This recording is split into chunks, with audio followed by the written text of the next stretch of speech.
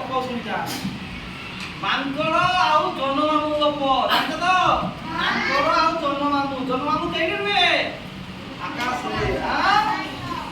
ହେଲା ରାତିରେ ହେଲା ସେଇ ଗପ ଆଜି ଗୋଟେ ଶୁଣିବା। ଠିକ ଅଛି କାରଣ ଶୁଣିବା ହେଲା। ଗୋଟେ ପୋଖରୀ ଥିଲା। କଣ ଥିଲା? ପୋଖରୀ ପାଖରେ ଗୋଟେ ଗଛ ଥିଲା। କଣ ଥିଲା? ଗଛ ଥିଲା ହେଲା। ସେ ଗଛରେ କଣ ମାଙ୍କଡ ମାନେ ରହୁଥିଲେ। କଣ ମାନେ? ରାତିରେ ଜହ୍ନମାମୁଁ ଥାଏ। ଜହ୍ନମାମୁଁ କଣ ପୋଖରୀରେ ତାର ପ୍ରତି ଛବିଟା ପଡୁଥାଏ। ଠିକ ଅଛି ହେଲା। ମାଙ୍କଡ ମାନେ କଣ ଗଛରେ ଥାଇକି ଦେଖିଲେ। କଣ ଦେଖିଲେ? ଯେ ପୋଖରୀରେ କଣ ଜହ୍ନଟିଏ ଅଛି, ତାକେ ଆମେ ଧରିବା। ଠିକ ଅଛି ଜହ୍ନକୁ ଆମେ ଧରିବା। କେତେଟା ମାଙ୍କଡ ଥିଲା? 5ଟି ମାଙ୍କଡ। କେତେଟା ଥିଲା? 5ଟି ମାଙ୍କଡ। ହନୁ ହନୁ ମାଙ୍କଡ ହେଲା। ଠିକ ଅଛି ସେମାନେ କଣ କହିଲେ? ଆଜି ଆମେ ଜହ୍ନକୁ ଧରିବା। ସେଥିପାଇଁ ସେମାନେ କଣ କହିଲେ? ଗୋଟେ ଉପାୟ ବାଜିଲେ। ଠିକ ଅଛି ଆଜି ଆମେ ଜହ୍ନକୁ ଧରିବା। ଜହ୍ନକୁ ଧରିକି ତାଙ୍କ ସହିତ ଆମେ ଖେଳିବା ହେଲା। ସେଥିପାଇଁ ସେମାନେ ଗୋଟେ କଣ ଚିନ୍ତା କରିଲେ ଯେ ଆମକୁ ଆମେ ଜହ୍ନକୁ ଧରିବା। ଜହ୍ନକୁ ଧରତେ ସବୁ ଡାଳରେ ବସିଲେ। ଗୋଟେ ମାଙ୍କଡ କଣ କଲା?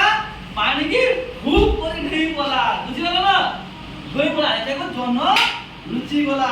ତାପରେ ସିଏ ଉପରକୁ ଉଠି ଆସିଲା ହେଲା। ତାକୁ କହିଲେ ଆଉ ଅଲଗା ଲୋକ ମାଙ୍କଡ ମାନେ କହିଲେ କଣ? କାଇଁ ଜହ୍ନକୁ ଧରିବନି କାଇଁ? ଜହ୍ନ କାଣା କଲା? ଲୁଚି ଗଲା। ଜହ୍ନ କୋଉଠି ଗଲା? ଲୁଚି ଗଲା ହେଲା। ତାପରେ ସେମାନେ କହିଲେ ଠିକ ଅଛି ଆମେ ଆସ୍ତେ ଆସ୍ତେ ଆମେ କଣ ସ୍ଲୋରେ ଚୁପି ଚୁପି କଥା ହବା। ତାର ଜହ୍ନ କଣ ଶୁଣି ନବ।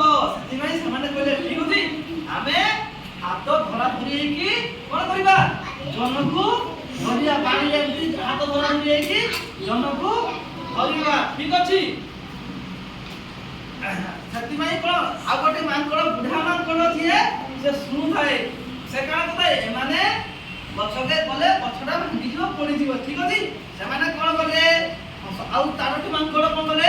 ହାତକୁ ହାତ ଧରିକି କଣ ଜହ୍ନକୁ ଧରିବା ପାଇଁ ହେଲେ କଣ ଡାଳଟି ଗଛର ଡାଳଟି ମୋଡ କରି ଭାଙ୍ଗିଗଲା। ଆଉ କଣ ସମସ୍ତେ ମାଙ୍କଡ ମାନେ ହେଲା ପାଣିରେ ପଡିଗଲେ। ବାବୁ ବଦମାସ ନାହିଁ ହେଲା। କୋଉଠି ପଡିଗଲେ? ପୋଖରୀରେ ପଡିଗଲେ ନ ହେଲା। ପୋଖରୀରେ ପଡିଗଲେ ହେଲା। ଭିଜି ଗଲେ। ଜହ୍ନଟି କାଳ ପଡିଗଲା। ତାପରେ ବୁଢା ମାଙ୍କଡଟି କହୁଛି କଣ କହୁଛି? ଯେ ଏ ବାବୁ ହେଲା ବୁଢା ମାଙ୍କଡଟା କଣ କହୁଛି? ଯେ ଆରେ ତମେ ମାନେ ଏତେ ଇଏ ନା କଣ ଭକୁଆ ନା କଣ?